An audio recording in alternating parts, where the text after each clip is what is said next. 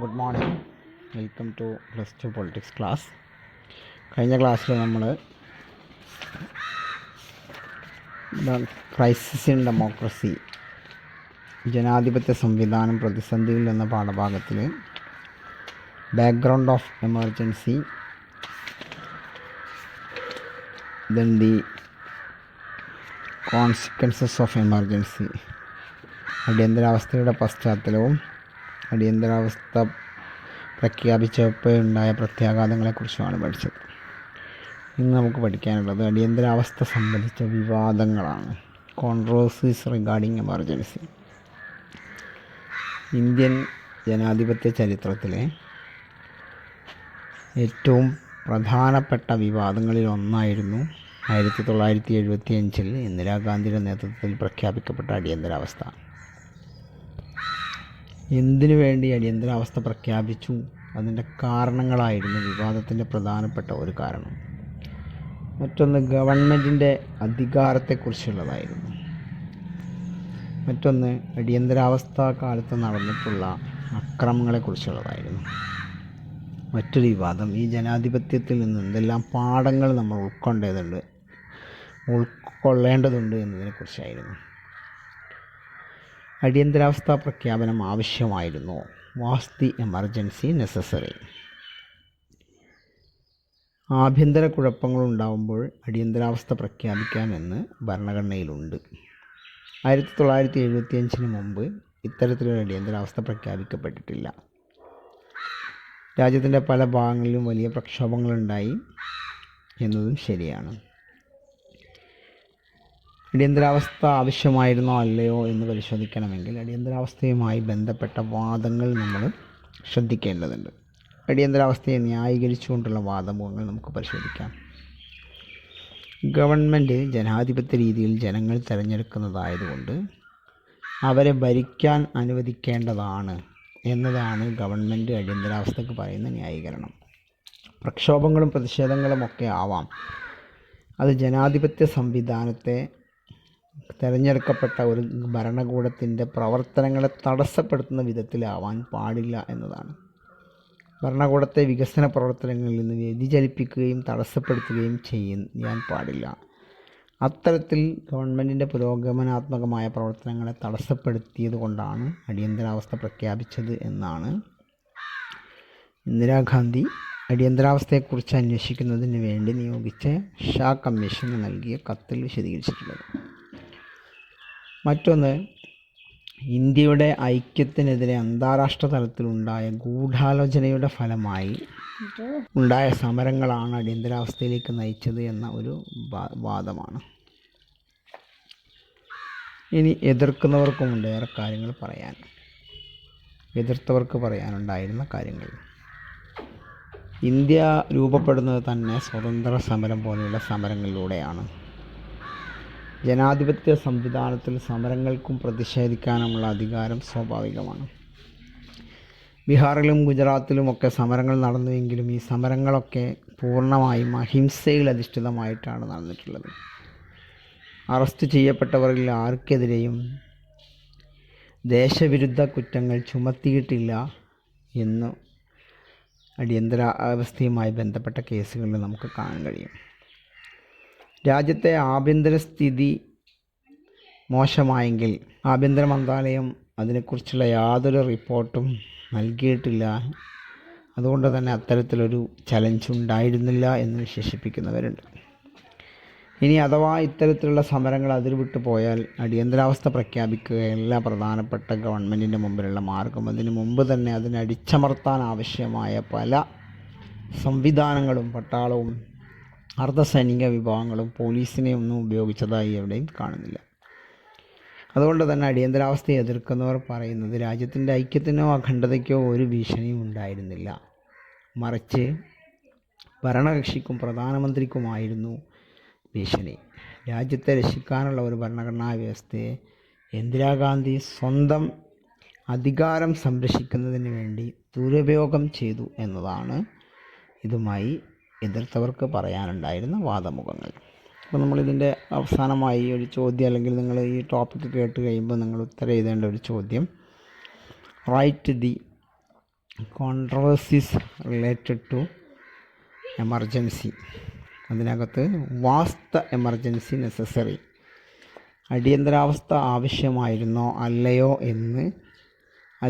എന്ന് ഉള്ള വാദങ്ങളെക്കുറിച്ച് ഒരു ചെറിയ കുറിപ്പ് നിങ്ങൾ തയ്യാറാക്കണം. അതിനകത്ത് ന്യായീകരിച്ചു കൊണ്ടുള്ള വാദങ്ങളും ഫേവറായിട്ടുള്ള വാദങ്ങളും അതേപോലെ ഇൻഫേവറായിട്ടുള്ള വാദങ്ങളും നിങ്ങൾ എഴുതിച്ചാൽ.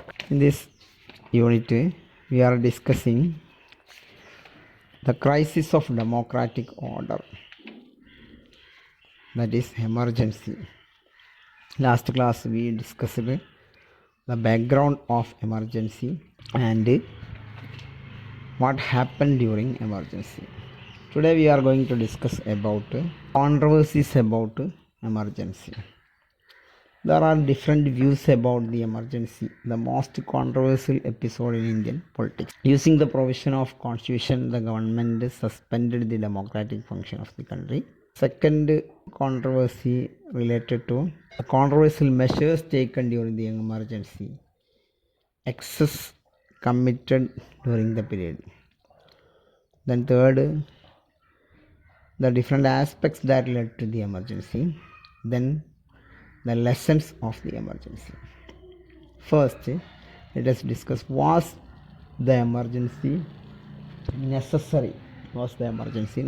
Even since we accepted the constitution till 1975, the constitution contained the article which mentioned the internal disturbance as reason for declaring emergency, but no one had used it till 1975. Argument supporting emergency. The government in 1975 said too many agitations and protests are not good for democracy. Indira Gandhi and his supporters said extra parliamentary politics would target the government, resulting in instability. Gandhi herself told to the Shah Commission subversive force were obstructing the progressive programs of the ruling government through extra constitutional means. And Indira Gandhi and supporting political parties believed that there was an international attempt to destroy unity in India. So restrictions through the emergency had to be imposed on the people. Arguments against emergency. The arguments against emergencies are many. First one, India had often referred to popular struggle in the past. Many leaders, including JP, said people had a right to protest. Bihar and Gujarat, the protests were peaceful and non-violent. When the government authorities arrested the leaders of the agitation, no cases were registered against them. They were not accused and tried for any anti-national activities. The Home Ministry had not expressed any concern over the law and order situation. If the agitation had crossed the limits, the government had routine powers to contain them. There was no need of using the emergency to deal with such excesses. As it had been pointed out, there was no threat to the unity and integrity of the country, but there was a threat to the ruling party, and Prime Minister Mrs. Indira Gandhi had actually misused a constitutional provision to save and protect her personal power and position. അടിയന്തരാവസ്ഥ കാലത്ത് എന്ത് സംഭവിച്ചു? What happen during emergency. അടിയന്തരാവസ്ഥ നടപ്പിലാക്കിയ രീതിയും ഒരു വലിയ വിവാദ വിഷയമായിരുന്നു. പ്രധാനമായും 2 ചോദ്യങ്ങളെ കേന്ദ്രീകരിച്ചാണ് ഈ വിവാദം ഉയർന്നു വന്നത്. അടിയന്തരാവസ്ഥ അധികാരങ്ങൾ ഗവൺമെൻറ് ദുരുപയോഗം ചെയ്തോ? അധികാര ദുർവിനിയോഗം, അതിക്രമങ്ങളും സംഭവിച്ചോ? സ്വാഭാവികമായും അടിയന്തരാവസ്ഥയെ അനുകൂലിക്കുന്നവർ പറഞ്ഞത് ഇല്ല എന്നാണ്. കാരണം ക്രമസമാധാന പാലനത്തിനും കാര്യക്ഷമത വീണ്ടെടുക്കുന്നതിനും ദരിദ്രർക്കുള്ള ഒരുപാട് ക്ഷേമ പദ്ധതികൾ നടപ്പാക്കാനുമായിരുന്നു അടിയന്തരാവസ്ഥ എന്നാണ് അവർ ന്യായീകരിച്ചത്. അതിനായി ഒരു 20 ദിന പരിപാടി തന്നെ പ്രധാനമന്ത്രി ഇന്ദിരാഗാന്ധി പ്രഖ്യാപിച്ചു. അതിനകത്ത് ഭൂനയ പരിഷ്കാരം, ഭൂമിയുടെ പുനർവിതരണം, കാർഷിക വേതനം പുതുക്കൽ, തൊഴിലാളികൾക്ക് മാനേജ്മെൻറ്റിൽ പങ്കാളിത്തം, അടിമജോലി നിർത്തലാക്കൽ തുടങ്ങിയ പരിപാടികളൊക്കെ അതിനകത്ത് ഉൾപ്പെട്ടിരുന്നു. അടിയന്തരാവസ്ഥ പ്രഖ്യാപിച്ച കാലത്ത് നഗരപ്രദേശങ്ങളിലെ ഇടത്തരക്കാർക്ക് സന്തോഷമായി. സമരങ്ങൾ ഇല്ലാതായതും സർക്കാർ ജീവനക്കാർ കൃത്യതയോടുകൂടി ജോലി ചെയ്തതുമൊക്കെ ആളുകൾ നോക്കിക്കണ്ടു. പക്ഷേ ഗവൺമെൻറ് വാഗ്ദാനം ചെയ്ത ക്ഷേമ പരിപാടികൾ പാവങ്ങൾക്ക് ഗുണം ചെയ്യുന്നവയായിരുന്നെങ്കിലും അവയൊന്നും പിന്നീട് നടപ്പാക്കപ്പെട്ടില്ല എന്നുള്ളതാണ്. 21 മാസം നീണ്ടുനിന്ന അടിയന്തരാവസ്ഥാക്കാലം ഇന്ത്യൻ ചരിത്രത്തിലെ ഒരു ഭീകര കാലഘട്ടമായിരുന്നു എന്നാണ് ചരിത്രത്തിൽ രേഖപ്പെടുന്നത്. ഗവൺമെൻറ്റിൻ്റെ വാഗ്ദാനങ്ങളൊന്നും തന്നെ കാര്യമായി നടപ്പാക്കിയില്ല എന്നത് മാത്രമല്ല, ജനങ്ങളുടെ ശ്രദ്ധ തിരിച്ചുവിടാനായിരുന്നു എന്നുള്ളതാണ് മനസ്സിലാവുന്നത്. രാജ്യവ്യാപകമായി കരുതൽ തടങ്കലാണ് ഇതിന് ഏറ്റവും വലിയ ഉദാഹരണം. പ്രമുഖ രാഷ്ട്രീയ നേതാക്കളും പ്രതിപക്ഷ നേതാക്കളിൽ 676 പേരും അന്ന് അറസ്റ്റ് ചെയ്യപ്പെട്ടു. ഷാ കമ്മീഷൻ്റെ കണക്കനുസരിച്ച് ഏകദേശം 1,11,000 പേർ കരുതൽ നിയമപ്രകാരം അറസ്റ്റ് ചെയ്യപ്പെട്ടു എന്നുള്ളതാണ്. അതിൽ പ്രധാനപ്പെട്ട ഒന്നാണ് രാജൻ്റെ കസ്റ്റഡി മരണം. 1976 മാർച്ച് 1 പുലർച്ചെ കോഴിക്കോട് റീജിയണൽ എഞ്ചിനീയറിംഗ് കോളേജിലെ അവസാന വർഷ വിദ്യാർത്ഥിയായിരുന്ന പി രാജനെ പോലീസ് പിടിച്ചുകൊണ്ടുപോയി സുഹൃത്ത് ജോസഫ് ചാലി എന്ന വിദ്യാർത്ഥിക്കൊപ്പമാണ് കൊണ്ടുപോയത്. പ്രൊഫസറായിരുന്ന TV ഈശ്വര വാര്യർ മകനെ കണ്ടെത്താൻ കഴിയാതെ എല്ലാ സ്ഥലങ്ങളിലും അപേക്ഷിക്കുകയും അന്വേഷിക്കുകയും ചെയ്യുകയും. അടിയന്തരാവസ്ഥ പ്രഖ്യാപിച്ചിരുന്നതിനാൽ കോടതിയിൽ ഈ പ്രശ്നം ഉന്നയിക്കാൻ കഴിഞ്ഞിരുന്നില്ല. അടിയന്തരാവസ്ഥ പിൻവലിച്ച ശേഷം ഈശ്വര വാര്യർ കേരള ഹൈക്കോടതിയിൽ ഹേബിയസ് കോർപ്പസ് ഹർജി സമർപ്പിച്ചു. സാക്ഷികൾ നൽകിയ മൊഴിയിൽ നിന്ന് ഒരു കാര്യം വ്യക്തമായി: ഹോസ്റ്റലിൽ നിന്നും പോലീസ് പിടിച്ചുകൊണ്ടുപോയതാണെന്നും അടുത്ത ദിവസം കോഴിക്കോട് ടൂറിസ്റ്റ് ബംഗ്ലാവിൽ കൊണ്ടുപോയി രാജനെ മർദ്ദിച്ചു എന്നും തെളിഞ്ഞു. പിന്നീട് നടന്ന വിചാരണയിൽ ഗവൺമെൻറ് കുറ്റം സമ്മതിച്ചു. നിയമവിരുദ്ധമായി പോലീസ് കസ്റ്റഡിയിൽ വെച്ച രാജൻ മരിച്ചുവെന്ന് സർക്കാരിന് സമ്മതിക്കേണ്ടി വന്നു. കോടതിയിൽ നുണ പറഞ്ഞതായി ഡിവിഷൻ ബെഞ്ച് സ്ഥാപിച്ചു. കേരള മുഖ്യമന്ത്രിയായിരുന്ന കെ കരുണാകരന് ഈ വിധിയെ തുടർന്ന് രാജിവെക്കേണ്ട അവസ്ഥയൊക്കെ ഇന്ത്യയിലുണ്ടായിരുന്നു. മറ്റൊന്ന് തുർക്കുമാൻ ഗേറ്റ് പ്രദേശത്ത് നടന്നിട്ടുള്ള വീട് പൊളിക്കലാണ്.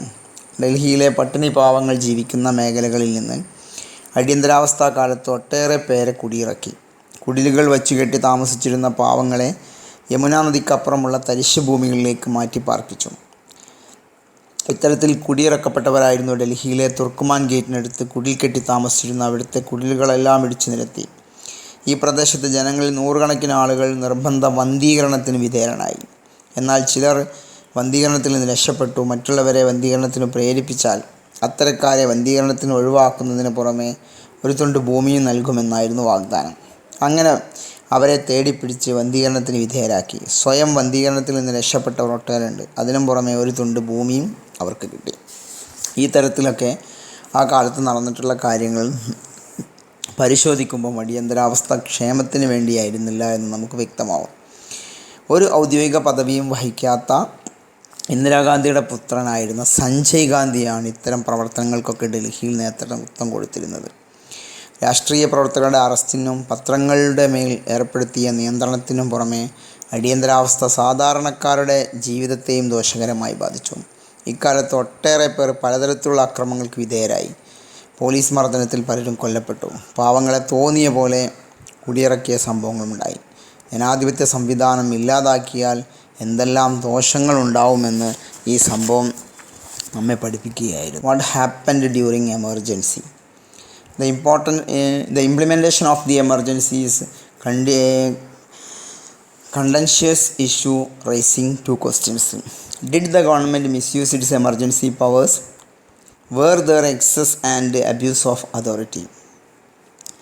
The government's answer was no.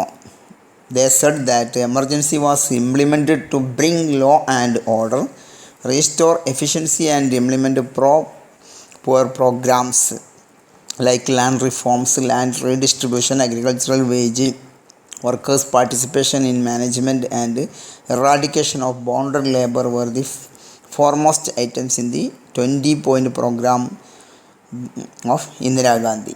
During the first few months the emergency, the urban middle class felt very happy.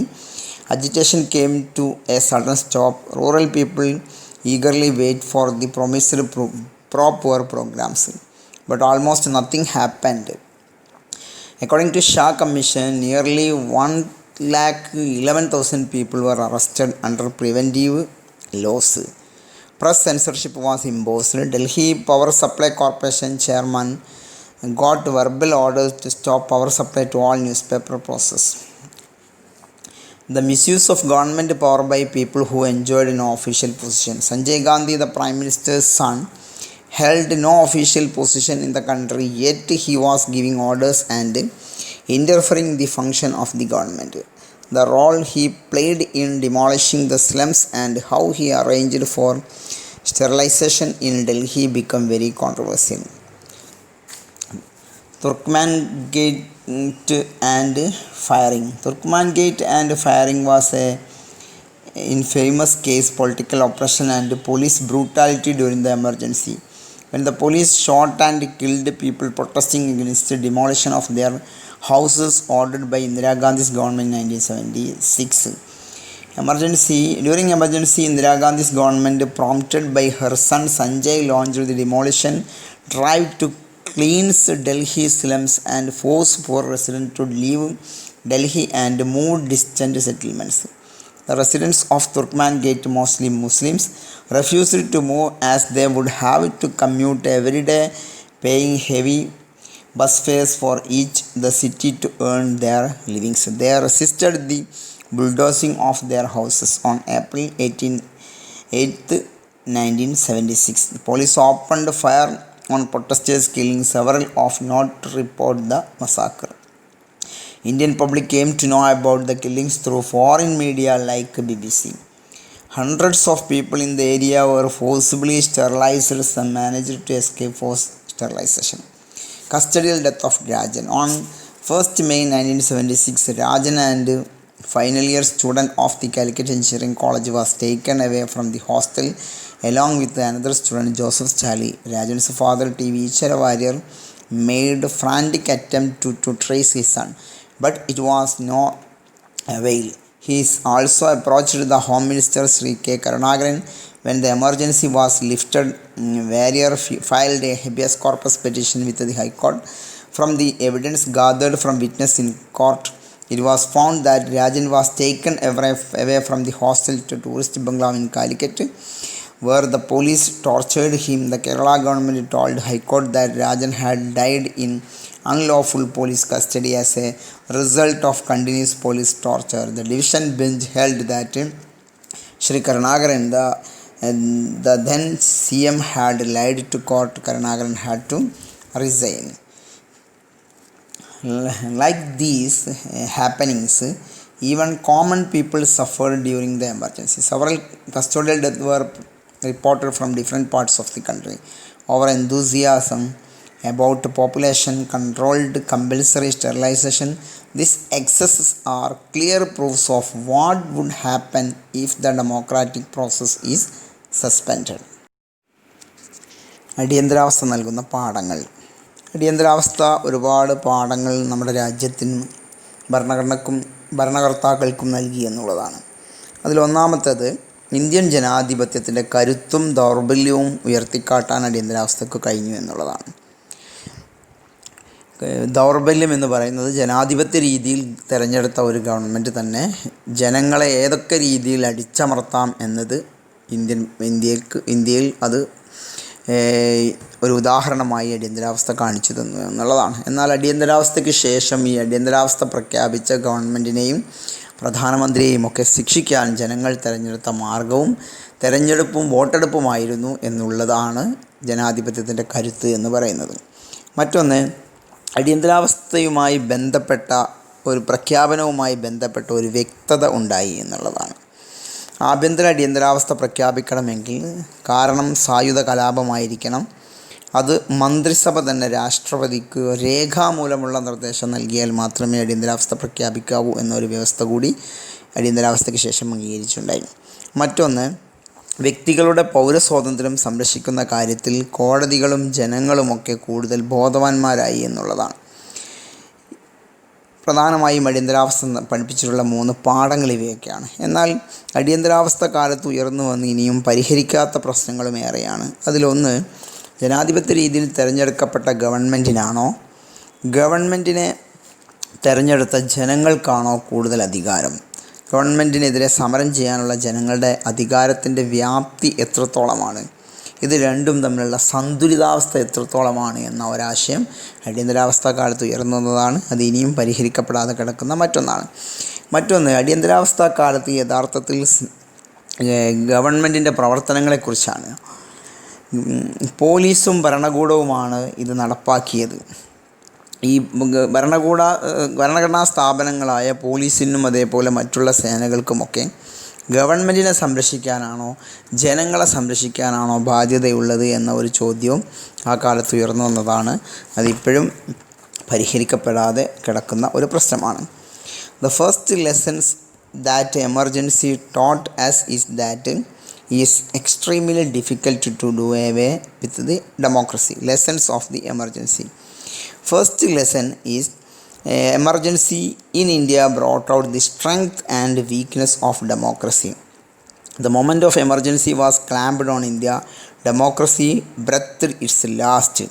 But it must be admitted that normal democratic function resumed within a short time. The second lesson we learned in that emergency provision in the Constitution had to rectify or made more clear. Now we can think of internal emergency only if there is armed rebellion. Moreover, an individual, be the Prime Minister or others, cannot recommend the President to declare emergency. The recommendation should be from the Council of Ministers and in a written form.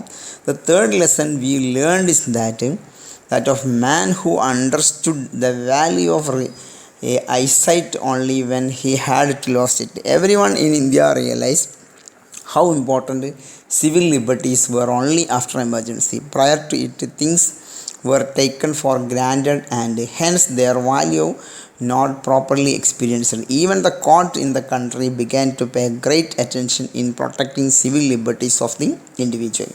The emergency brought to focus certain issues so far not properly grappled with. The tensions between ruling government and continuous political protest by the opposition is a case in point. How can we strike a correct balance between the two? Another important lesson we learned from the emergency is that government in power used administrative machinery and the police who were forced to do things against principles. They become mere puppets in the hands of political parties. Even the Shah Commission referred to this. The commission found the police and administration vulnerable to politicians' pressure. അടിയന്തരാവസ്ഥയ്ക്കു ശേഷമുള്ള രാഷ്ട്രീയം. 1977 ലോക്സഭാ തെരഞ്ഞെടുപ്പ് അടിയന്തരാവസ്ഥയുടെ ഒരു ഹിതപരിശോധനയായിരുന്നു. ജനാധിപത്യത്തെ രക്ഷിക്കുക എന്ന മുദ്രാവാക്യവുമായിട്ടാണ് പ്രതിപക്ഷ കക്ഷികൾ മത്സരിച്ചത്. ചരിത്രത്തിൽ ആദ്യമായി കോൺഗ്രസിന് തോൽവി ഏറ്റുവാങ്ങേണ്ടി വന്നു. 1977 ലോക്സഭാ തെരഞ്ഞെടുപ്പ് അടിയന്തരാവസ്ഥ പ്രഖ്യാപിച്ച് 18 മാസം കഴിഞ്ഞപ്പോൾ 1977 ജനുവരിയിൽ ഗവൺമെൻറ് തെരഞ്ഞെടുപ്പ് നടത്താൻ തീരുമാനിച്ചു. എല്ലാ നേതാക്കളെയും പ്രവർത്തകരെയും ജയിലിൽ നിന്ന് മോചിതരാക്കി. 1977 മാർച്ചിലായിരുന്നു തെരഞ്ഞെടുപ്പ്. അടിയന്തരാവസ്ഥയ്ക്ക് മുമ്പ് തന്നെ പ്രതിപക്ഷ കക്ഷികൾ ചേർന്ന് പുതിയൊരു പാർട്ടി ഉണ്ടാക്കി. അതിൻ്റെ പേരാണ് ജനതാ പാർട്ടി. അതിനകത്ത് സംഘടനാ കോൺഗ്രസ്, ജനസംഘം, സോഷ്യലിസ്റ്റ് പാർട്ടി, ഭാരതീയ ലോക്ദൾ എന്നീ പാർട്ടികളൊക്കെ ഉണ്ടായിരുന്നു. അതിൻ്റെ നേതൃത്വം JP എന്ന് വിളിക്കുന്ന ജയപ്രകാശ് നാരായണനായിരുന്നു. മറ്റു ചില നേതാക്കന്മാർ കോൺഗ്രസ് വിട്ട് ജഗജീവൻ റാമിൻ്റെ നേതൃത്വത്തിൽ പാർട്ടി ഉണ്ടാക്കി ജനാധിപത്യത്തിന് വേണ്ടിയുള്ള കോൺഗ്രസ് എന്ന പേരിൽ അറിയപ്പെട്ടു. ജനതാ പാർട്ടി ഈ തെരഞ്ഞെടുപ്പിന് അടിയന്തരാവസ്ഥ സംബന്ധിച്ച ഹിതപരിശോധനയാക്കി മാറ്റി. ഭരണത്തിൻ്റെ ജനാധിപത്യ വിരുദ്ധത സ്വഭാവത്തിലും അടിയന്തരാവസ്ഥ കാലത്തെ അതിക്രമങ്ങളിലും ഊന്നിയായിരുന്നു പാർട്ടിയുടെ പ്രചരണം. കോൺഗ്രസ് ജയപ്രകാശ് നാരായണൻ ജനാധിപത്യം പുനഃസ്ഥാപിക്കുന്നതിൻ്റെ പ്രതീകമായി മാറി. തെരഞ്ഞെടുപ്പ് ഫലം എല്ലാവരെയും അമ്പരിപ്പിച്ചു. സ്വാതന്ത്ര്യപ്രാപ്തിക്ക് ശേഷം തെരഞ്ഞെടുപ്പിൽ ആദ്യമായി കോൺഗ്രസ് പരാജയം ഏറ്റുവാങ്ങി. ലോക്സഭയിൽ ജനതാ പാർട്ടിക്ക് 295 സീറ്റ്, കോൺഗ്രസിന് 154 സീറ്റുകളുമാണ് ലഭിച്ചത്. 542-ൽ 330 സീറ്റും ജനതാ പാർട്ടികളും അവരുടെ കൂടെയുള്ള കക്ഷികളും വാങ്ങി. ഉത്തരേന്ത്യയിൽ കോൺഗ്രസിനെതിരായ ഒരു വലിയ മുന്നേറ്റം തന്നെ ഉണ്ടായി. ബീഹാർ, UP, ഡൽഹി, ഹരിയാന, പഞ്ചാബ് എന്നീ സംസ്ഥാനങ്ങളിൽ നിന്ന് കോൺഗ്രസ് ഒരൊറ്റ സീറ്റ് പോലും ലഭിച്ചില്ല. രാജസ്ഥാനിലും മധ്യപ്രദേശിലും അവർക്ക് ഓരോ സീറ്റ് നേടി. എന്നാൽ സൗത്ത് ഇന്ത്യയിൽ അത്ര തന്നെ വലിയ ആഘാതം കോൺഗ്രസ്സിനേറ്റില്ല. അതിൻ്റെ കാരണം ഇവിടെ അടിയന്തരാവസ്ഥയുടെ ഫലം അത്ര തന്നെ ഉണ്ടായിരുന്നില്ല എന്നതായിരിക്കാം. അതിനു പുറമെ രാഷ്ട്രീയ കിടമത്സരത്തിൻ്റെ സ്വഭാവത്തിൽ ദുരവ്യാപകമായ മാറ്റങ്ങൾ ഉത്തരേന്ത്യയിലാണ് ഉണ്ടായത്. മേൽജാതികളോ കീഴ്ജാതികളോ പെടാത്ത ഇടനിലക്കാർ കോൺഗ്രസ്സിൽ നിന്ന് വിട്ടുനിന്ന കാലമായിരുന്നു അത്. ജനതാ പാർട്ടി ഇവർക്കൊക്കെ ഒരു വേദിയായിരുന്നു. 77 തെരഞ്ഞെടുപ്പ് അടിയന്തരാവസ്ഥയെ സംബന്ധിച്ചുള്ള വിധിയെഴുത്ത് മാത്രമായിരുന്നില്ല. പിന്നീട് വന്ന ജനതാ ഗവൺമെൻറ് മൊറാർജി ദേശായിയുടെ നേതൃത്വത്തിൽ ഇന്ദിരാഗാന്ധിയുടെ എതിരാളിയായിരുന്ന മൊറാർജി ദേശായിയുടെ നേതൃത്വത്തിലാണ് മന്ത്രിസഭ രൂപീകരിച്ചത്. ചരൺ സിംഗ് UPയിലെ കർഷക നേതാവായിരുന്ന ചരൺ സിംഗ്, അതേപോലെ മുതിർന്ന നേതാവായ ജഗജീവൻ റാം തുടങ്ങിയവരൊക്കെ ഈ ഗവൺമെൻറ്റിൻ്റെ ഭാഗമായിരുന്നു. അടിയന്തരാവസ്ഥയോടുള്ള എതിർപ്പ് ജനതാ പാർട്ടിക്കാരെ ഒരുമിപ്പിച്ചുവെങ്കിലും ആ ഒരു യോജിപ്പ് അധികകാലം നീണ്ടു നിന്നില്ല. ഒരു നേതൃത്വമോ ലക്ഷ്യമോ പൊതുപരിപാടിയോ ഈ പാർട്ടിക്കുണ്ടായിരുന്നില്ല. കോൺഗ്രസ് കൊണ്ട് നടന്നിരുന്ന നയങ്ങൾ തന്നെയാണ് പിന്നീട് ഈ പാർട്ടിയും മുമ്പോട്ട് കൊണ്ടുപോയത്. ഒടുവിൽ ജനതാ പാർട്ടി 18 മാസം കഴിയും മുമ്പേ പിളരുകയും അധികാരം നഷ്ടപ്പെടുകയും ചൗധരി ചരൺ സിംഗിന് പിന്തുണ നൽകാമെന്ന് കോൺഗ്രസ് ഏറ്റതിനെ തുടർന്ന് ചരൺ സിംഗിൻ്റെ നേതൃത്വത്തിൽ പുതിയ മന്ത്രിസഭ വരികയും എന്നാൽ കോൺഗ്രസ് പിന്നീട് അവർക്കുള്ള പിന്തുണ പിൻവലിക്കുകയും അങ്ങനെ 4 മാസത്തിനകം ആ ഗവൺമെൻറ്റും നിലംപതിക്കുകയും ലോക്സഭ കാണാതെ പ്രധാനമന്ത്രിയായി ചരൺ സിംഗ് മാറുകയും ചെയ്തു. 1980 വീണ്ടും ലോക്സഭയിലേക്ക് തെരഞ്ഞെടുപ്പ് നടക്കുകയും സുസ്ഥിരമല്ലാത്ത ഒരു ഗവൺമെൻറ്റിനെ ജനങ്ങൾ അംഗീകരിക്കുന്നില്ല എന്നതുകൊണ്ടാവാം 71 തെരഞ്ഞെടുപ്പിൽ 353 സീറ്റുകൾ നൽകി ശ്രീമതി ഇന്ദിരാഗാന്ധിയെ തന്നെ വീണ്ടും ഇന്ത്യയിലെ ജനങ്ങൾ തിരഞ്ഞെടുക്കുകയാണ് ഉണ്ടായത്. എന്നാൽ ഇന്ദിരാഗാന്ധിയുടെ നേതൃത്വത്തിലുള്ള പിന്നീട് വന്ന ഗവൺമെൻറ് പാടെ മാറിയിരുന്നു. കോൺഗ്രസിൻ്റെ സ്വഭാവത്തിലും മാറ്റങ്ങളുണ്ടായിരുന്നു. അതൊരു സോഷ്യലിസ്റ്റ് പ്രത്യയശാസ്ത്രമുള്ള ഒരു പാർട്ടിയായി അത് മാറുകയായിരുന്നു. 1969 മുതൽ തന്നെ ഈ മാറ്റം ദൃശ്യമായിരുന്നു. കോൺഗ്രസ് ഇതര പാർട്ടികളൊക്കെ ശക്തമാവുകയും അതോടൊപ്പം തന്നെ ജാതി രാഷ്ട്രീയവും പ്രത്യേകിച്ച് മണ്ഡൽ ഇഷ്യൂ പോലെയുള്ള വിഷയങ്ങളൊക്കെ ഉയർന്നു വരികയും പല സംസ്ഥാനങ്ങളിലും ജാതിയുടെ അടിസ്ഥാനത്തിലുള്ള പുതിയ പുതിയ പാർട്ടികൾ രൂപപ്പെടുകയും ഒക്കെ ചെയ്തു എന്നുള്ളത് അടിയന്തരാവസ്ഥ കാലത്തിന് ശേഷമുണ്ടായിട്ടുള്ള പ്രധാനപ്പെട്ട സംഭവമായിരുന്നു. എല്ലാ രാഷ്ട്രീയ കക്ഷികളും ജനാധിപത്യപരമായി പെരുമാറുമെന്നായിരുന്നു ഭരണഘടനാ ശില്പികളുടെ വിശ്വാസം. ഗവൺമെൻറ്റിന് അസാധാരണമായ അധികാരങ്ങൾ കൈകാര്യം ചെയ്യേണ്ടി വരുമ്പോൾ പോലും അത് നിയമവാഴ്ചയുടെ പരിധിക്കകത്തായിരിക്കണമെന്നായിരുന്നു ധാരണ. ഈ പ്രതീക്ഷയിലാണ് അടിയന്തരാവസ്ഥ കാലത്ത് ഗവൺമെൻറ്റിൻ്റെ അധികാരങ്ങൾ നൽകിയിരുന്നത്. എന്നാൽ അടിയന്തരാവസ്ഥ കാലത്ത് ഇതെല്ലാം ദുരുപയോഗപ്പെടുത്തി ഈ രാഷ്ട്രീയ പ്രതിസന്ധി ഭരണഘടനാപരമായ പ്രതിസന്ധിയേക്കാൾ ഗുരുതരമായിരുന്നു. Politics after emergency. Declaration of election to the Lok Sabha was the lasting lesson that we learned from the emergency. In fact, in 1977, election turned out to be a referendum on the dismal emergency. Especially in North India, people in the north had to bear brunt of the emergency. Opposition parties took up a slogan, "Save Democracy." The people on the emergency came out through their votes. The decisive verdict of the people on the emergency came out through their votes. The bleak days of the emergency lasted 18 months. The government decided to have election in March 1977. All imprisoned leaders and workers, different political parties were released. The opposition parties had readied themselves in a very short time and succeeded in building strong united front. They formed a party which is known as Janata Party. Emergency period had given the opposition leaders enough opportunity to exchange their views and share in their grievances. They accepted JP's leadership. Even some Congress leaders joined the Janata Party. Janata Party included Janasangam, Socialist Party, Bharatiya Lokdal and Congress. To the Janata Party, 1977 election was a referendum on the emergency. They focused their election campaign on the excessive misuse of government's power. It could, from the first time since independence, the Congress party was defeated in the election. It could bag only 154 seats in the Lok Sabha The percentage of Congress votes fell below 35. The Janata and the allies won 330 seats and Janata Independent scored 295. There was definitely a massive war against the Congress, especially in the north. The Congress lost every seat in Bihar, Uttar Pradesh, Delhi, Haryana, and the Punjab. Even Indira Gandhi was defeated in Raebareli and her son Sanjay Gandhi lost in Amethi. The performance of Congress Maharashtra, Gujarat, and Orissa was better, having retained the most its seats. In southern states, the Congress had sweeping victory. One reason for the Congress to lose its hold in North India was the change in the attitude of the middle class. They seemed to be drifting away from the Congress, and the Janata Party under JP provided a very good harbor from them. Janata government. After 1977 election, Janata Party formed the government. There was a stiff competition among three top leaders. Prime Minister Morarji Desai, Charan Singh, a leader, peasant leader from Bharatiya Janasangh, Jagjeevan Ram, the Congress government. Each of them had his claims to the top position. The stiff competition for the top position, finally it was through the intervention of Jayaprakash Narayan and Acharya Kripalani. The Morarji Desai became the Prime Minister, but he could not bring the rivalry to end. Janata Party had nothing to keep them united. Opposition to Congress and emergency had brought them together. But once in power, they had no direction, leadership, and common program. No fundamental change in the policies were affected. It seemed to be continuing the policies of the Congress government. Soon there was a split in the Janata Party, and faction led by Morarji lost the majority. Charan Singh became the Prime Minister, but he also could remain power only for about 4 months.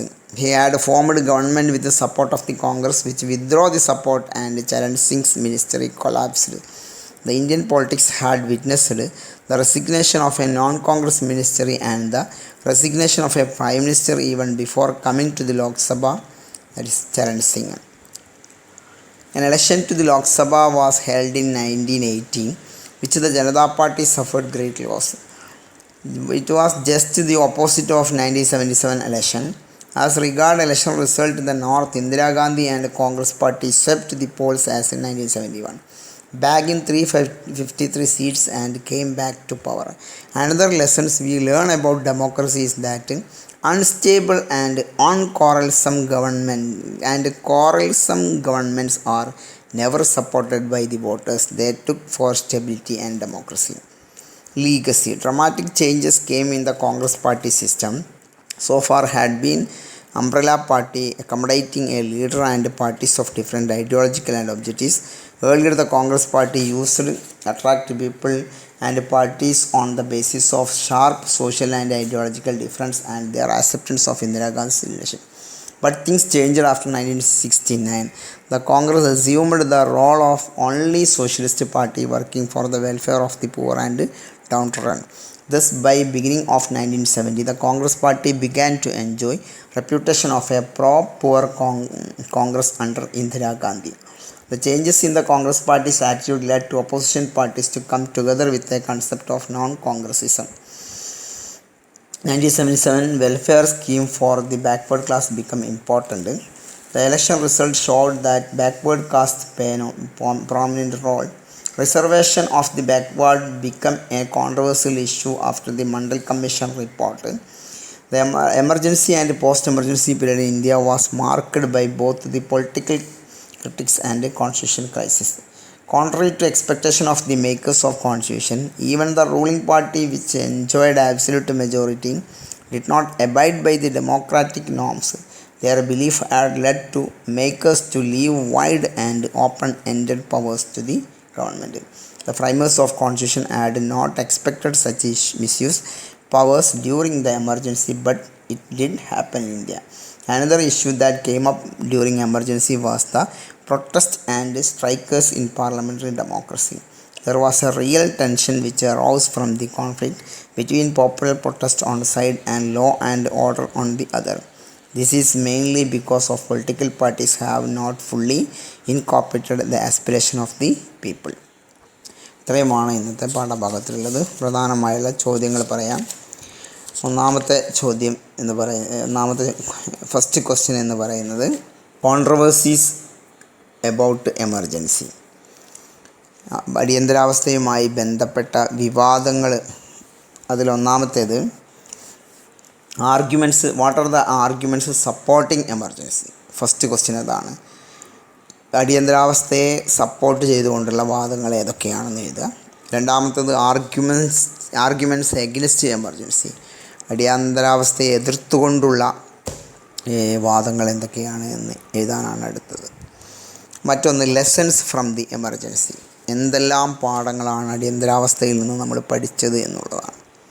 മറ്റൊന്ന് politics after emergency. അടിയന്തരാവസ്ഥയ്ക്ക് ശേഷമുള്ള രാഷ്ട്രീയത്തെക്കുറിച്ച് ചുരുക്കി വിവരിക്കുക. ഈ ചോദ്യങ്ങൾക്കൊക്കെ ഉത്തരം എഴുതി എനിക്ക് അയച്ചു തരിക. Thank you for watching this video. Have A nice day.